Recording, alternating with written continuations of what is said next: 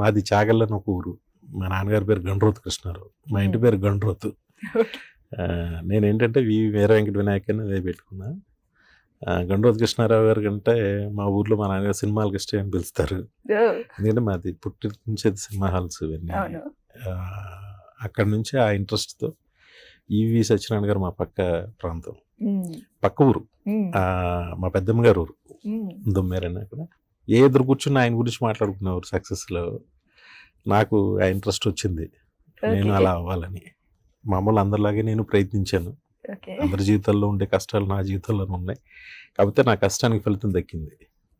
మరి తొలినాళ్లలో మీకు డైరెక్టర్గా అవకాశం ఇచ్చింది ఎవరు మొదటిసారి? బెల్లంకొండ సురేష్ గారు అండి. బెల్లంకొండ సురేష్ గారు, వాళ్ళ మేనల్లుడు నల్లమల బుజ్జి. బుజ్జికి నేను అంటే ఫస్ట్ సురేష్ గారుకి సాగర్ గారి దగ్గర నేను ఉన్నప్పటి నుంచి కూడా వినయ్ మంచి డైరెక్టర్ అవుతాడని మాత్రం ఆయనకు ఉండేది.